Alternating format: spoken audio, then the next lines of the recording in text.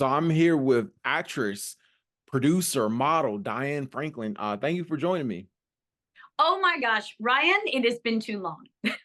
Thank you for being so patient. Thank you for having me on your show. And I am honored to be here. I'm honored to have you. You're originally from Plainview, New York, which is near Long Island. What was it like growing up in Plainview? Plainview, it is I want to say typical suburban town, but it's not because it's near the city. So there's more of a edge to it.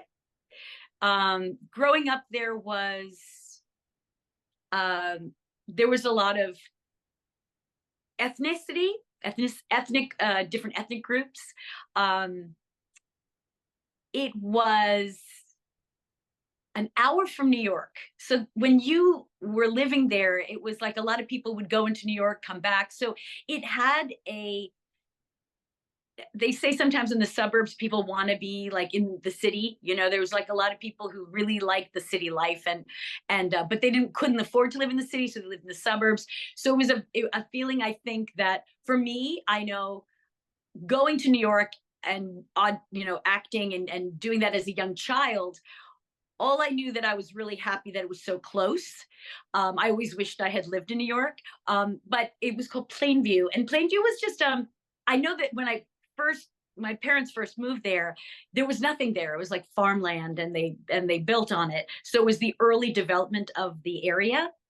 But I'd have to say it was, in certain ways, very typical because of a suburban experience, in the sense that you had I went to public elementary school, public middle school, public high school, and I think all the things that kids even still today go through were happening at my school. There was the prom, and then there was like teachers you liked, and then teachers you didn't like, and then kids there were cliques and sports teams, and so I think in that respect, as far as the suburbs go, it was very somewhat generic in that area, but it definitely had a little bit more edge. Definitely. You mentioned your parents, and I guess they were German immigrants. Mhm. Can you? Why did they decide to go to Plainview? And do you have any background about that? Yes, absolutely. My mother was German, and my father was Austrian and Jewish. And my mom, they both, my dad met my mom. He was fighting during the war, and he met my mother in Germany. And then they flew and chose to live. Actually, they first came into Queens, and then they came into Long Island. But it was a heavy Jewish area. So, and my mom was Protestant. So it was kind of interesting because when she was living there, she didn't have a lot of, I don't know, like it was a different time, so, she didn't have a lot of friends, I think, at that time. She was a little bit more quiet. So I think my dad probably moved there because he was more Jewish. And in his life, his parents were killed in the concentration camps. So unfortunately, like, he had that persecution going on. So my parents came, and that's why they, I think, settled in Long Island. Wow. What would you say, like, was the difference between, like, being first generation American, having immigrant parents? Absolutely. Absolutely. First, I am the first generation American in my family. I was the first person born in America. And I have to say that really, I really, really think that had a lot to do with my development, because anybody who comes to this country for the first time sees opportunity. I believe that. You can't come to this country without saying, like, wow, imagine if. And even though my parents, they never tried to get me into the entertainment business, or they didn't have that attitude, I saw it so clearly. And I thought, okay, this is a place, America's a place of opportunity. So I'm going to take that opportunity, and go after it. And I knew that at a very young age. And I don't know, I just think that it's, you have to understand the opportunities that you're given. And I never take anything for granted. I don't take where I live for granted, what I eat for granted. And it wasn't like my parents, I wasn't raised in a religious way, like a religious household, but I just knew that, nothing is, for to take nothing for granted. Yeah, that's a great mindset to have. You know, I guess like you're deaf in your left ear. Like were you born that way or did Right here. right Go ear? like this for a second, right here. Yeah. Were you Yeah. born that way or yeah, like you how soon before they knew you were deaf?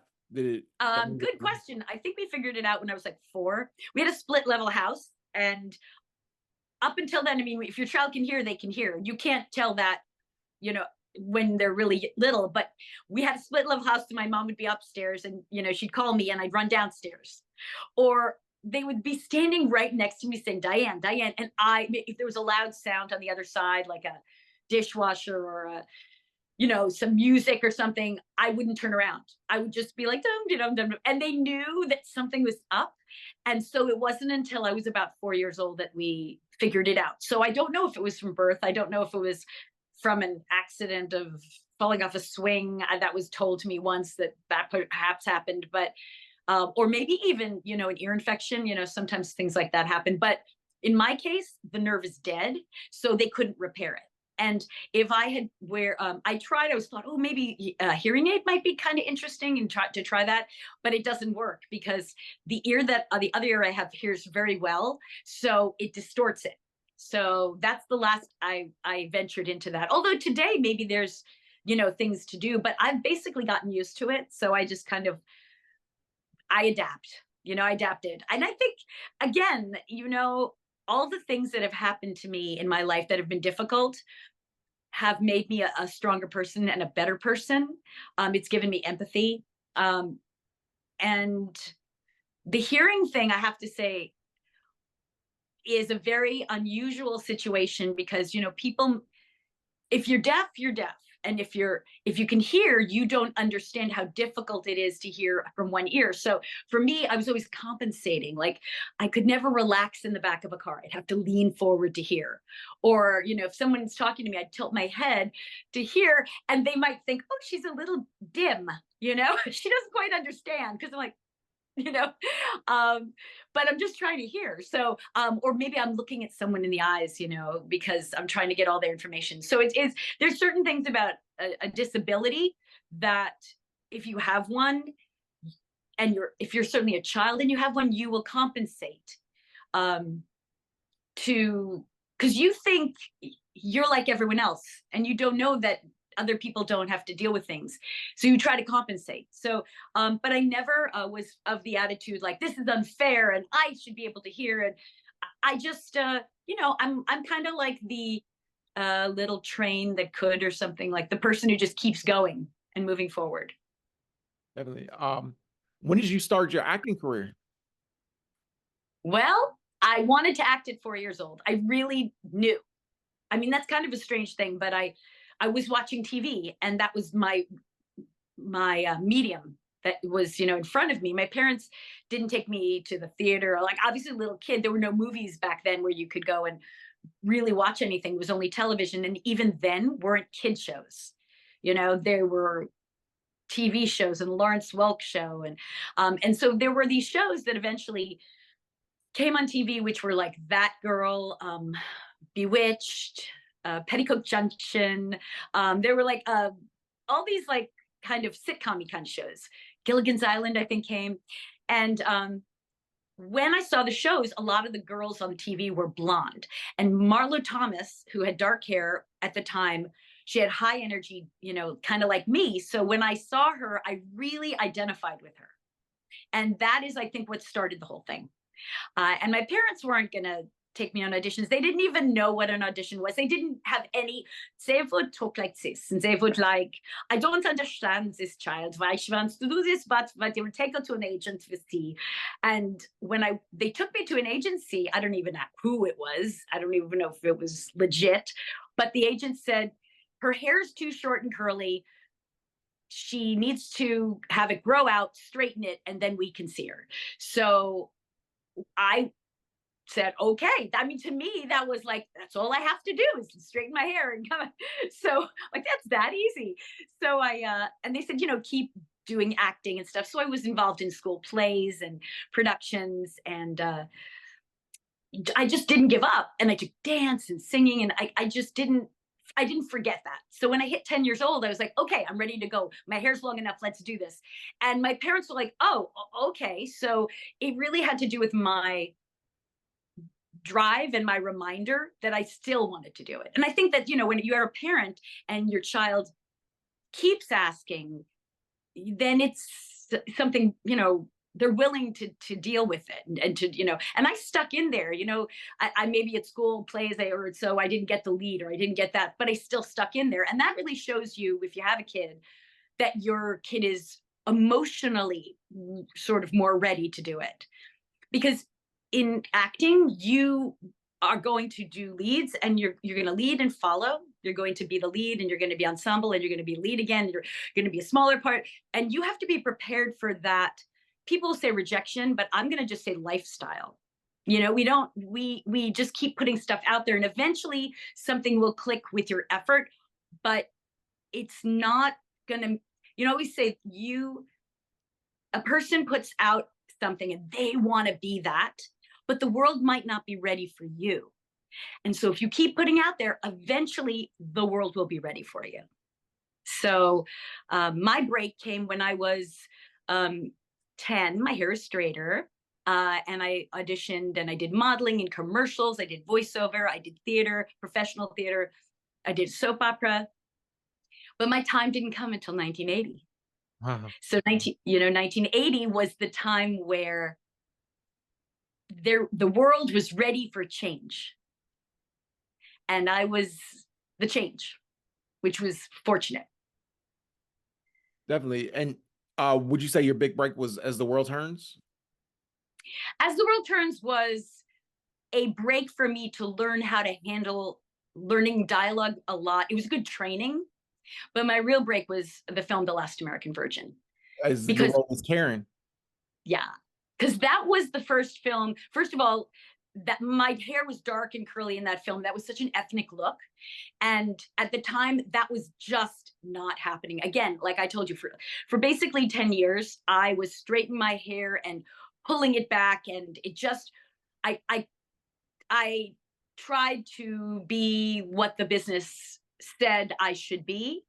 And then by complete accident, I got Last American Virgin for looking like who I was. And that was traumatic. I mean, I remember thinking, how did I get this job to be in that film? If you haven't seen it, I played the dream girl.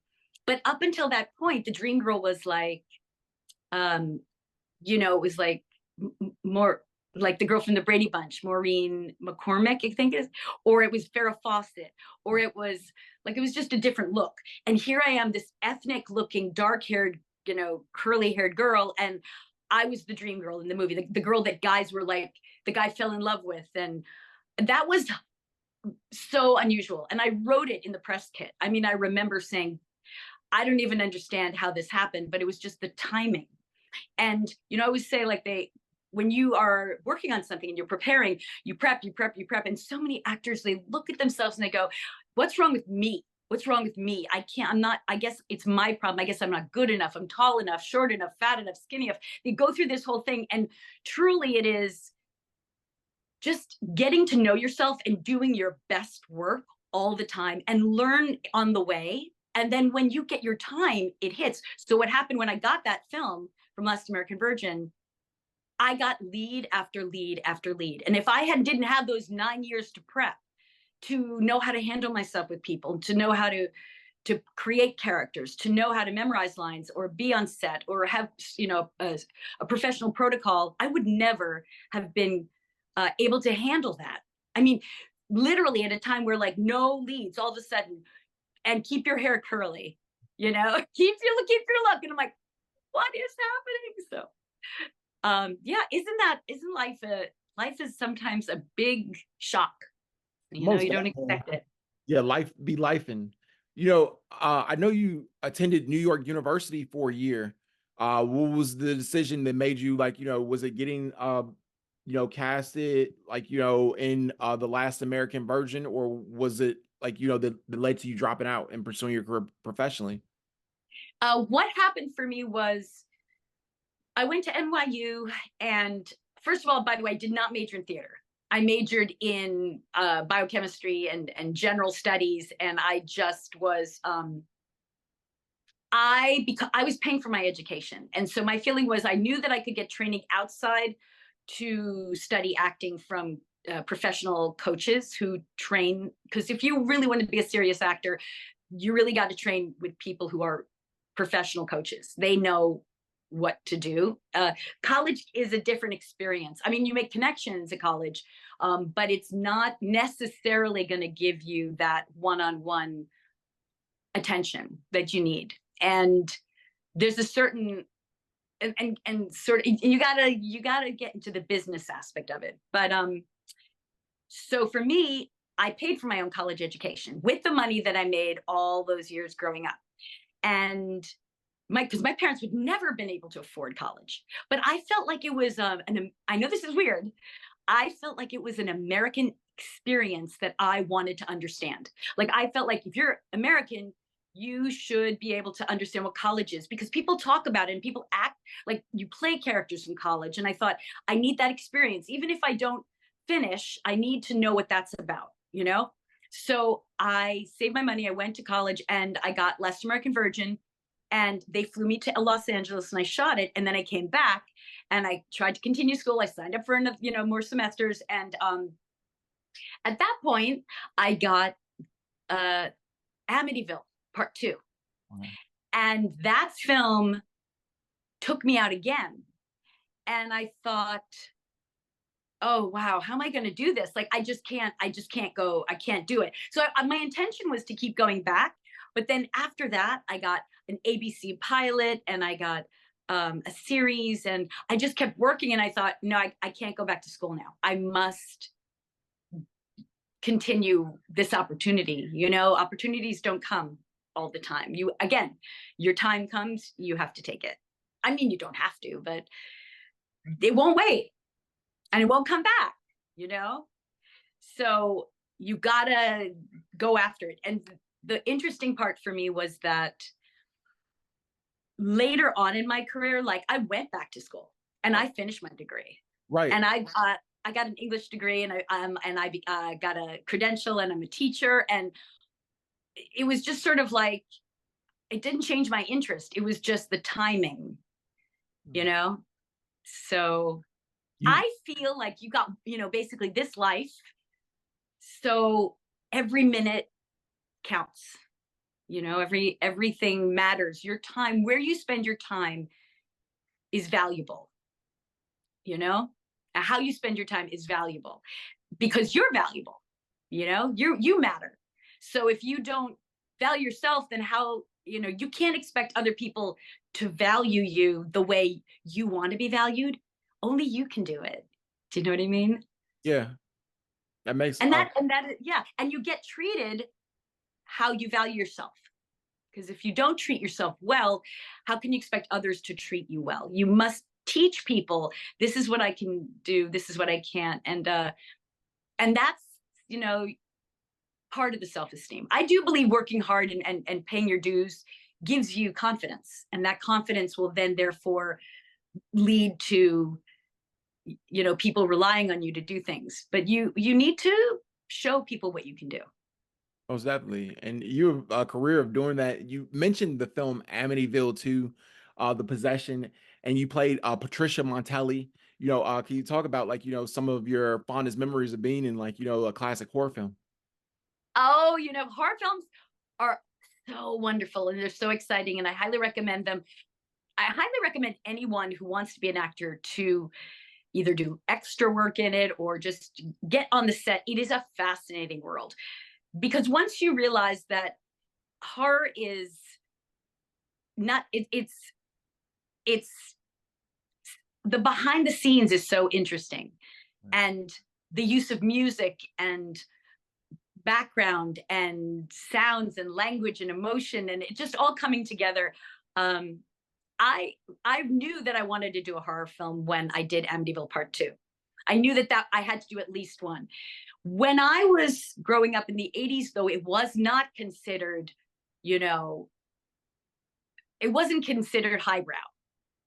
That, it was almost like, oh, you're doing horror, or I guess being pigeonholed in horror was considered like, uh-oh, but it's not. It's just another form of entertainment. And I think the interesting part of horror is, like humor. I love humor. I love comedy. My daughter's a comedian. And she does this thing called Sid and Olivia on TikTok. Sid is her comedy partner.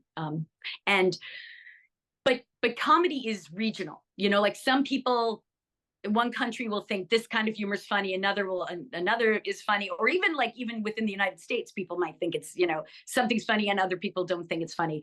Of course, if people fall down, everybody laughs, it's like, you fall down and people laugh. But with horror, everybody is universally afraid of something. So it translates. So when you do a horror film, you don't have to have the language. You can show a horror film, and if it has no dialogue, it can be sold to any country in the world.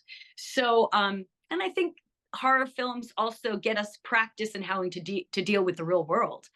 You have to kind of deal with things, and it makes you go, okay, what if this happened to me? What would I do? So, but anyway, in respect to Amityville, I love doing the film, and it was so exciting going to, we shot the beginning at Toms River, New Jersey, and we shot the interiors in Mexico, Mexico City. And we were in the house was beautiful. I remember going out and the deck was just gorgeous. And it was really overcast, so the weather was appropriate. I think we shot it in March, if I'm not mistaken. And everybody was very professional and everyone was very nice. Your next film was an erotic comedy film, Second Time Lucky, and you play a French exchange student, Monica Janae. What was the experience like, shooting that film? Okay, so it's very funny that you say that. Actually, the film you're talking about, Second Time Lucky, I played a French girl in it as well, but that was a girl. I was like a Florence Nightingale kind of character, and we shot it in New Zealand. It was beautiful. New Zealand is an amazingly beautiful country. Right, known for its beauty. With mountains. I mean, yeah, like incredible. And then I played the role of Eve, which, Adam and Eve, right? So it's a very, shall I say, revealing film. And it was very fun because it was actually Adam and Eve traveling through time and different time periods. So one of the characters I played was this French nurse, and that is where I first tried my French dialect. So I took like this in the film, and it was a very nice film, but it was cinematically beautiful. But as far as the how you say the story is a little cool. So I did that film, and then I came back and I got a script for a film called Better Off Dead, and that is where I played Monique Jeannot, who you're talking about. John Cusack, what was it like working with him? Oh, was wonderful. We had a great time. He was hilarious. We had just great chemistry. I mean, it was, I have to say, my favorite film to work on because of everybody was having a really good time, and the material was so funny that the camera people were laughing. We were all laughing. I mean, it was really funny. And we really appreciated the performances of everyone. I mean, when Mrs. Smith, she talks like that, and she came up with her character and she says this voice like this, and we died. I mean, you guys think it's funny now, but when we were on set, she just came to life as this character. Or even Ricky, Ricky, when she talked like that. And, the character of Ricky was so understated. And John was lovely, and Curtis was amazing. I still see Curtis Armstrong and Amanda Wyss and the director, Savage Steve Holland. We just did a get together at SCAD, which is a college in Savannah, and we did it with the producer, which was amazing. It was an incredible experience to be with the producer as well, all at this college. So yeah, Better Off Dead was wonderful. And that's where, when I got the script, I'm like, oh, I'd love to play a French girl. And I had thought that they knew about me doing a French dialect in the previous film I did. So I was like, well, of course I'm going to try this. They probably knows that I can do this. And it was hilarious. They were shocked. The director didn't know that I could do it. And I just love the film. If you haven't seen Better Off Dead, I highly recommend it. I love it so much, I wrote a book about it. That's how much I love it. It's on Amazon. So if you look up Diane Franklin books, you'll see a picture of me from that film. So I recommend it. Is it French Exchange Babes of the 80s? Yes, it's called, I have 3 books. The first one is The Excellent Adventures of the Last American French Exchange Babe of the 80s. And that book is my autobiography. The second book is Excellent Curls, and that is about Last American Virgin. And then the third book is Excellent Comedy of the Last American French Exchange Babe of the 80s. And that book is about Better Off Dead. And it's wonderful. I did research for like 2 years on that book, and it's fabulous. If you love that, if you love the film, it's a must. Like, if you have somebody who you know loves the film, that's like the ultimate present. And I sign it too. So, but it's definitely, I highly recommend it. One of my favorite films growing up, I think, like, everybody like who grew up in my generation loved Bill and Ted's Excellent Adventure, and you played Princess Joanna. What was it like? Okay, so get ready for this. So in the credits, or when you look up at IMDb, it says Princess Joanna. Okay, here's another one. I'm actually Princess Elizabeth. Okay. So how did this go? So when the film came out, in the film, no one ever says our names. So finally somebody said, I think, like, there would be no way that the person who does credits could have determined who was who. So I think they just took a guess.